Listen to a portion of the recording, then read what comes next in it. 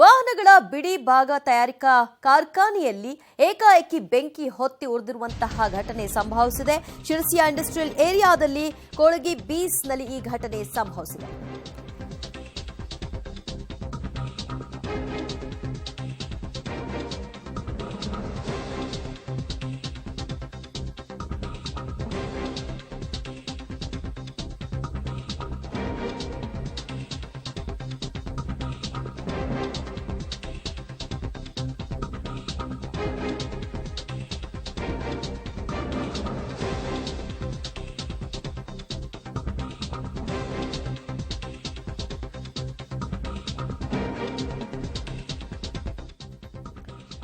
ವಾಹನದ ಬಿಡಿ ಭಾಗಗಳನ್ನು ತಯಾರಿಸುವ ಕಾರ್ಖಾನೆಗೆ ಆಕಸ್ಮಿಕವಾಗಿ ಬೆಂಕಿ ತಗುಲಿದ್ರ ಪರಿಣಾಮವಾಗಿ ಲಕ್ಷಾಂತರ ಮೌಲ್ಯದ ವಸ್ತುಗಳು ಸುಟ್ಟು ಕರಕಲಾಗಿದೆ. ಬೆಂಕಿಗಾಹುತಿಯಾಗಿದೆ. ಯಾವ ರೀತಿಯಾಗಿ ಬೆಂಕಿಯ ಕೆನ್ನಾಲಿಗೆ ಹೊರಸೂಸ್ತಾ ಇದೆ ಅನ್ನೋದನ್ನ ದೃಶ್ಯದಲ್ಲಿ ನೋಡ್ತಾ ಇದ್ರಿ. ಕಂಪ್ಲೀಟ್ ಹೊಗೆ ಅಲ್ಲಿ ಆವರಿಸಿಕೊಂಡಿದೆ.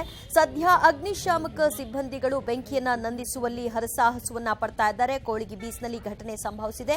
ಮಶಿಗದ್ದಿಯ ರಾಘವ ವಿಶ್ವೇಶ್ವರಯ್ಯ ಹೆಗಡೆ ಎಂಬುವರ ಮಾಲೀಕತ್ವದ ಒಂದು ಕಂಪನಿ ಇದಾಗಿದೆ.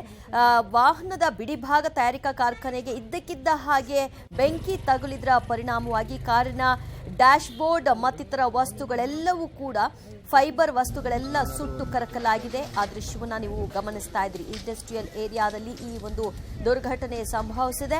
ಸದ್ಯ ಬೆಂಕಿಯ ಕೆನ್ನಾಲಿಗೆಗೆ ಕಾರ್ಖಾನೆಯಲ್ಲಿದ್ದಂತಹ ಬಹುತೇಕ ವಸ್ತುಗಳು ಸುಟ್ಟು ಹೋಗಿದ್ರಿಂದ ಅಗ್ನಿಶಾಮಕ ಸಿಬ್ಬಂದಿಗಳು ಬೆಂಕಿ ನಂದಿಸುವಂತಹ ಕೆಲಸದಲ್ಲಿ ನಿರತರಾಗಿದ್ದಾರೆ.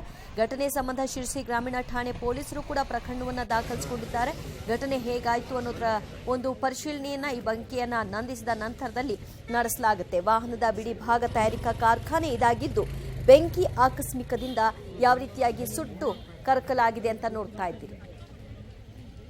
ಮತ್ತಷ್ಟು ಮಾಹಿತಿ ಪಡೆಯೋಣ ನಮ್ಮ ಪ್ರತಿನಿಧಿ ನವೀನ್ ಸಾಗರ್ ಇಂದ. ನವೀನ್ ಸಾಗರ್, ಹೇಗಾಯ್ತು ಈ ಘಟನೆ ಮತ್ತು ಎಷ್ಟು ಕಂಪ್ಲೀಟ್ ಎಲ್ಲವೂ ಕೂಡ ಸುಟ್ಟು ಹೋಗಿದೆಯಾ ಅಥವಾ ಭಾಗಶಃ ಸುಟ್ಟು ಹೋಗಿದೆಯಾ, ಹೇಗೆ?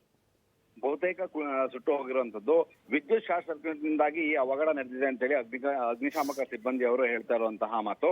ಒಟ್ಟು ಸುಮಾರು 1 ಕೋಟಿಯಷ್ಟು ವಸ್ತುಗಳು, ವಾಹನದ ಬಿಡಿಭಾಗದ ವಸ್ತುಗಳು ಈಗ ಬೆಂಕಿಗೆ ಆಹುತಿ ಆಗಿರುವಂತದ್ದನ್ನ ಕಾಣಬಹುದಾಗಿದೆ. ಒಟ್ಟಿನಲ್ಲಿ ಈಗಾಗಲೇ ಅಗ್ನಿಶಾಮಕ ದಳದ ಸಿಬ್ಬಂದಿಗಳು ಈಗ ಬೆಂಕಿ ನಂದಿಸುವಂತಹ ಕಾರ್ಯದಲ್ಲಿ ಇರ್ತಾರೆ. ಆದ್ರೆ ಬೆಂಕಿಯ ಕೆನ್ನಾಲಿಗೆ ಎಷ್ಟಿದೆ ಅಂತಂದ್ರೆ ಇಡೀ ಕಟ್ಟಡದ ಸಂಪೂರ್ಣವಾಗಿ ಆವರಿಸಿರುವಂತದ್ದು.